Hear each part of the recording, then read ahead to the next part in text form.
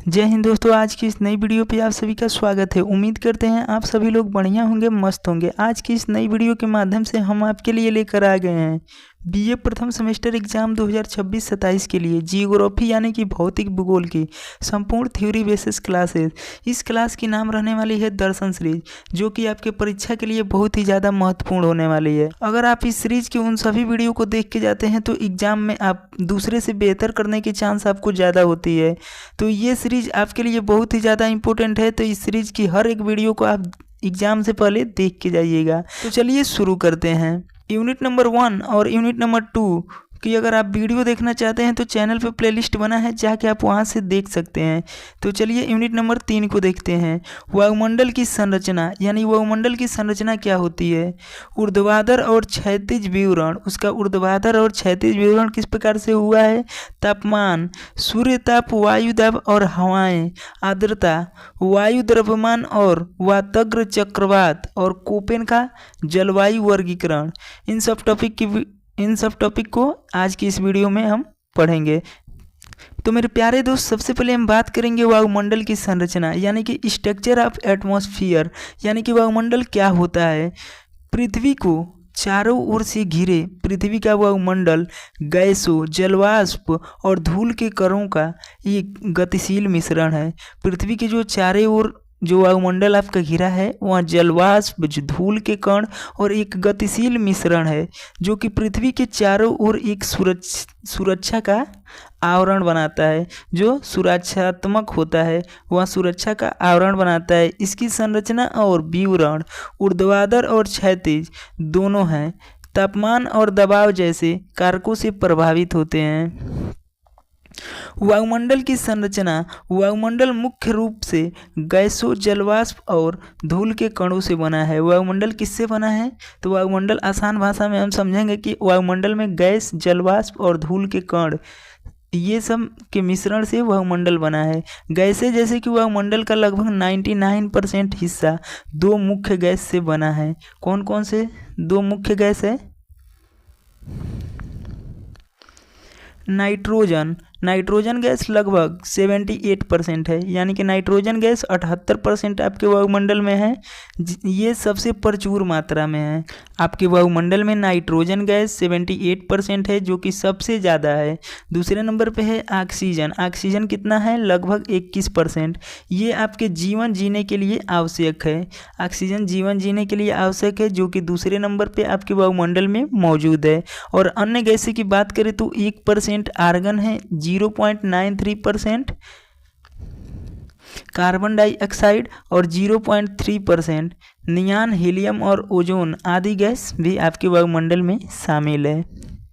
Carbon dioxide green house प्रभाव पैदा करती है। जो कार्बन डाइऑक्साइड गैस है वह ग्रीन हाउस इफेक्ट के लिए मुख्य कारण होती है, जबकि ओजोन परत पराबैंगनी किरणों से हमारी रक्षा करती है।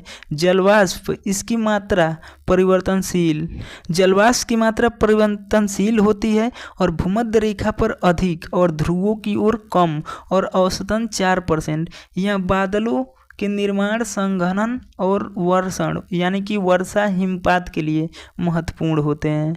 धूल के कण क्या होते हैं, ये प्रकाश के प्रकीर्ण जिससे आकाश नीला दिखाई देता है, और बादलों के निर्माण के लिए संघनन केंद्र के रूप में कार्य करते हैं। आगे देखते हैं। वायुमंडल मुख्यतः 5 प्रमुख परतों में विभाजित होता है। जो आपका वायुमंडल है उसमें मुख्य रूप से 5 परत विभाजित होते हैं। कौन कौन से हैं।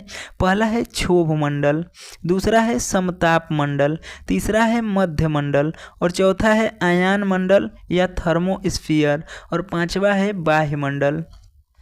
तो आइए इन सभी के बारे में एक एक करके समझते हैं। पहला है क्षोभ मंडल यानी कि ट्रोपोस्फेयर। ट्रोपोस्फेयर क्या होता है, यह वायुमंडल की सबसे निचली और महत्वपूर्ण परत है। ये जो वायुमंडल की सबसे निचली परत है यही आपके क्षोभ मंडल है। इसकी ऊंचाई की बात करें तो ये लगभग 8 से 18 किलोमीटर के बीच तक फैली हुई है। भूमध्य रेखा पर मोटी और ध्रुवों पर पतली होती है। ये जो क्षोभ मंडल है भूमध्य रेखा पर मोटी होती है, ध्रुवों पर पतली होती है। मौसम से संबंधित घटनाएं जैसे कि आपका वर्षा हो गया, आंधी हो गया, बर्फबारी या बादल या फिर आंधी तूफान, इस परत में होती है। क्षोभ मंडल में क्या होता है, ये सभी मौसमी घटनाएं क्षोभ मंडल में होती है, जैसे आंधी आ गया, बर्फबारी हो गया, कोहरा हो गया, बारिश हो गया, ये सब क्षोभ मंडल में होती है। यहाँ तापमान ऊंचाई बढ़ने के साथ साथ घटता है और औसतन दर 6.5 सेंटीमीटर प्रति किलोमीटर की होती है। इस परत की ऊपरी सीमा को क्षोभ यानी कि क्षोभवस्था कहा जाता है। इसका महत्व क्या है, जीवन को प्रभावित करने वाली सभी गतिविधियाँ इसी में होती है, इसलिए इसे मौसम का घर कहते हैं। अगला देखते हैं। अगला है आपका समताप मंडल यानी कि स्ट्रेटोस्फेयर इसे कहते हैं। समताप मंडल जैसे ही क्षोभ मंडल के ऊपर ये परत आपका समताप मंडल है। इसकी ऊंचाई 18 से 50 किलोमीटर तक के बीच में ये फैली हुई है। इस परत में तापमान स्थिर रहता है, फिर धीरे धीरे बढ़ता है। इसमें तापमान स्थिर रहता है और उसके बाद धीरे धीरे बढ़ना स्टार्ट होता है। तापमान बढ़ने का कारण क्या होता है, ओजोन परत सूर्य की पराबैंगनी किरणों की अवशोषित करती है। इसी परत में समताप मंडल में ही ओजोन परत पाया जाता है, जो कि सूर्य के पराबैंगनी किरणें से हमारी रक्षा करती है। इस परत में हवाएं क्षैतिज रूप में बहती है और मौसमी घटनाएं नहीं होती है। इसी कारण इसमें विमान अक्सर इसी परत में उड़ाई जाती है। आपसे पूछा जाएगा कि विमान हवाई जहाज़ होते हैं वह किस परत में उड़ाई जाती है, तो समताप मंडल में ही उड़ाई जाती है। इसमें ओजोन परत भी पाया जाता है।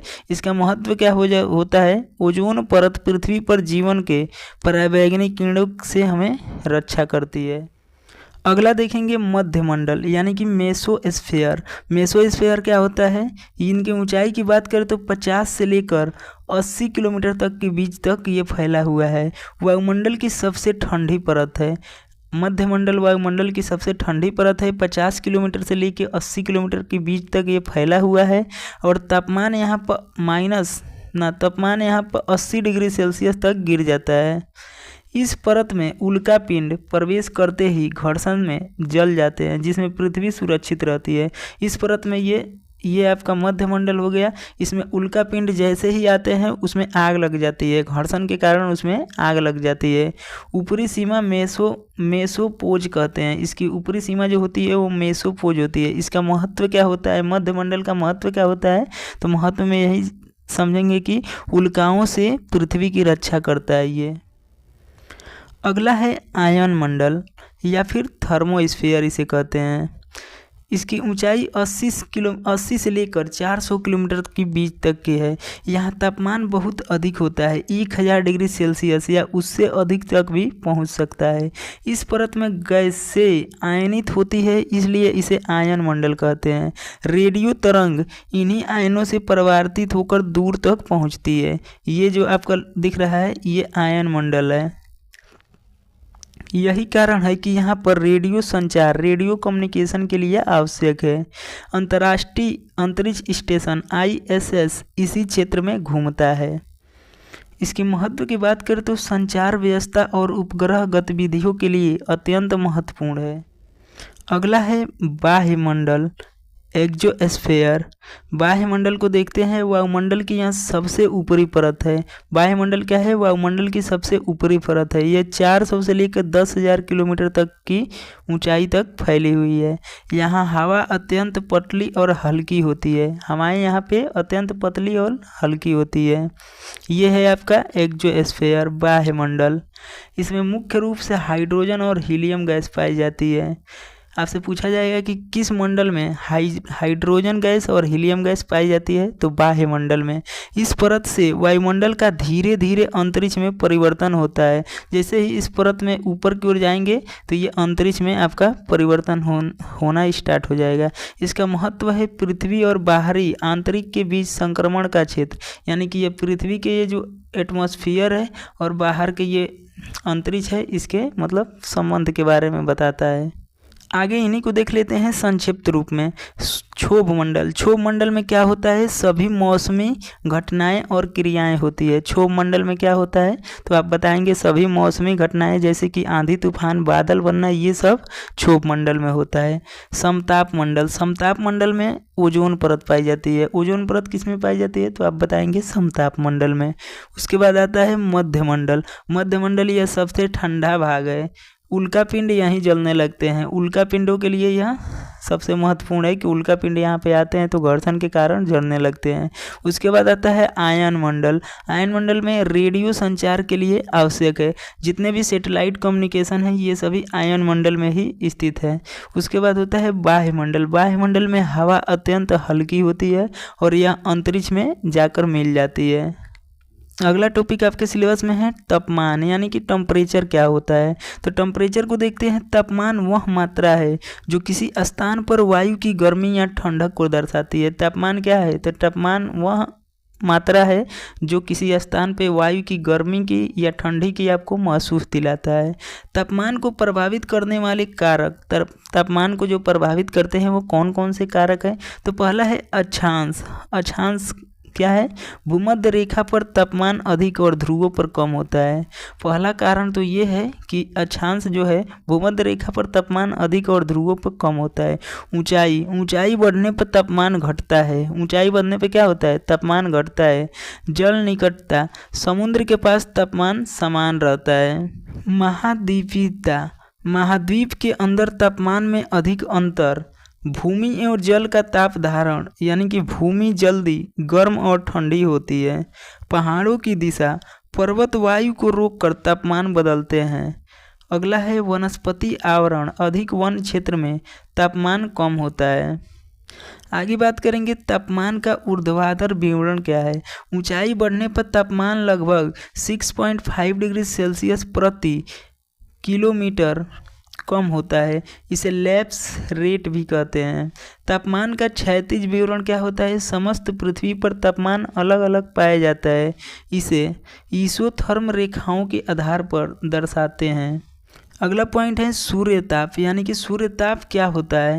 सूर्यताप की परिभाषा की बात करें तो यह सौर विकिरण की वह मात्रा है जो लघु तरंगों के रूप में पृथ्वी की सतह तक पहुंचती है।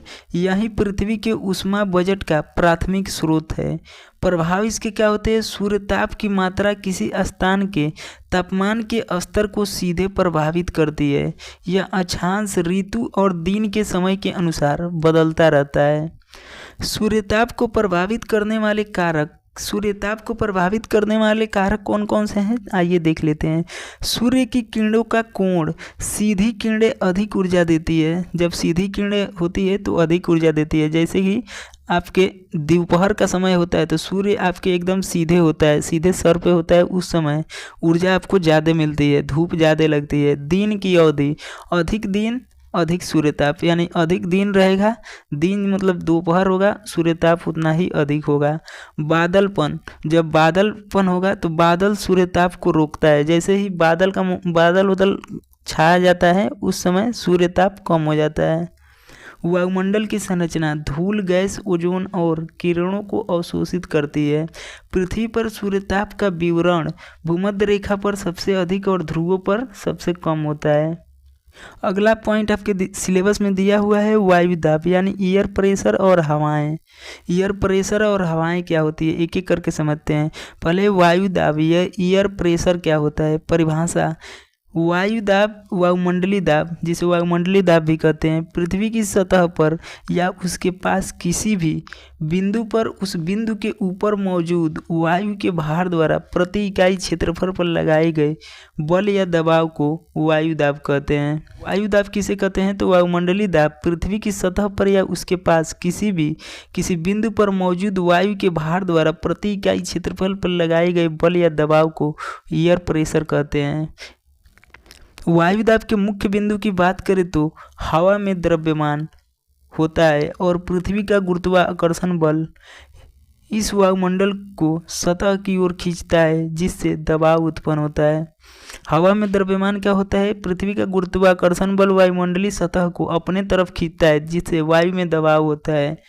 मापन, इसे मिली बार में मापा जाता है। समुद्र तल और औसतन वायु दाब लगभग 1013.25 होता है, लगभग 1013 कह सकते हैं।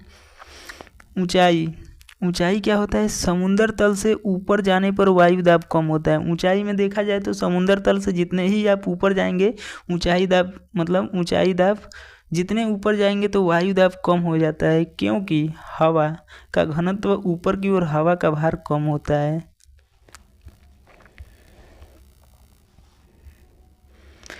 तापमान को देखते हैं।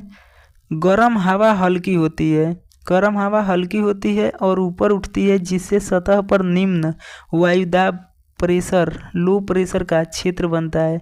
ठंडी हवा भारी होती है और नीचे बैठती है, जिसे उच्च वायुदाब हाई प्रेशर का क्षेत्र बनता है। जैसे ऊपर की ओर पतली हवा होती है, लो प्रेशर होता है, नीचे की ओर हाई प्रेशर होता है। उच्च वायुदाब ठंडी भरी हवा से जुड़ा होता है और आमतौर पर साफ, शांत और धूप वाले मौसम का संकेत देता है। निम्न वायुदाब क्या होता है? गर्म हल्की हवा से जुड़ा होता है और अक्सर बादल और वर्षा लाने का मौसम से संबंधित होता है। अगला पॉइंट है हवाएं क्या होती है? इसकी परिभाषा की बात करें तो गतिशील वायु को हवा या पवन कहते हैं। गतिशील वायु जो है उसको हवा या पवन कहते हैं। ये वायु दाब में अंतर के कारण चलती है और वायुमंडल में संतुलन बनाए रखने का प्रयास करती है। इसके मुख्य बिंदु की बात करें तो गति का कारण हवाएं हमेशा उच्च वायु दाब वाले क्षेत्र में निम्न वायु दाब वाले क्षेत्र की ओर चलती है। जैसे हवाएं हमेशा हाई प्रेशर से लो प्रेशर में आती है। दाब प्रवणता क्या होता है? प्रेशर ग्रेडियंट क्या होता है? दो स्थानों के बीच वायु दाब में जितना अधिक अंतर प्रवणता होगा, हवा की गति उतना ही तेज होगी।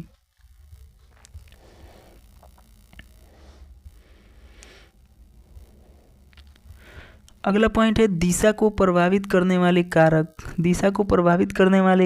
दाब प्रवणता बल हवा को ऊंच से निम्न दाब की ओर ढकेलता है। कोरियोलिस बल पृथ्वी के घूर्णन के कारण उत्पन्न होता है, जो हवा को सीधे रास्ते पर नहीं चलने देता। उत्तरी गोलार्ध में हवाएं अपने मूल दिशा से दाहिने ओर और दक्षिणी गोलार्ध में बाईं ओर मुड़ जाती है, जिसे फेरल का नियम कहते हैं। फेरल का नियम क्या है? जब हवाएं अपनी मूल दिशा से दाएं या बाएं की ओर जैसे उत्तरी गोलार्ध दक्षिणी गोलार्ध में दाएं बाएं मुड़ जाती है, वही फेरल का नियम होता है। घर्षण बल क्या होता है? पृथ्वी की सतह के पास हवा की गति को धीमा करता है। अस्थायी पवनें वर्ष भर एक ही दिशा में चलती है। जैसे कि व्यापारिक पवनें हो गया, पछुआ पवनें हो गए। सामयिक मौसमी पवनें क्या होते हैं? मौसम के अनुसार अपनी दिशा बदलती है, जैसे मानसूनी हवाएं हो गई। स्थानीय पवनें छोटे क्षेत्र में चलती है, जैसे स्थल समीर, समुद्र समीर, लू, ये सब स्थानीय पवनें हैं। वायु दाब और हवाएं, इनके रिलेशन के बारे में देख लेते हैं। वायु दाब और हवाएं एक दूसरे से सीधे तौर पर संबंधित है। वायु दाब में असमानता ही हवाओं की गति का प्राथमिक कारण है। हवाएं इस असमानता को संतुलित करने के लिए चलती है। यह गतिशील हवा पृथ्वी के मौसम और जलवायु प्रणालियों को आकार देने में महत्वपूर्ण भूमिका निभाती है। तो उम्मीद करते हैं दोस्तों ये छोटी सी वीडियो आप सभी को पसंद आया होगा। अगर वीडियो पसंद आए तो वीडियो को लाइक कीजिएगा और अपने दोस्तों के पास शेयर कीजिएगा, और चैनल पर पहली बार जुड़े हैं तो चैनल को भी सब्सक्राइब कर लीजिएगा, ताकि जब भी मैं बीए से रिलेटेड आपके लिए वीडियो अपलोड करूँ तो सबसे पहले नोटिफिकेशन आपको मिले। तो कमेंट में आप लोग ज़रूर बताइएगा ये वीडियो कैसे लगी। तो नीचे कमेंट बॉक्स में कमेंट जरूर कीजिएगा। अगर आपको बीए से रिलेटेड किसी भी सब्जेक्ट की वीडियो चाहिए तो नीचे कमेंट में बता दीजिएगा, हम उस टॉपिक पे आपके लिए वीडियो लाएंगे। तो मिलते हैं नेक्स्ट वीडियो में फ्रेंड्स, तब तक के लिए जय हिंद।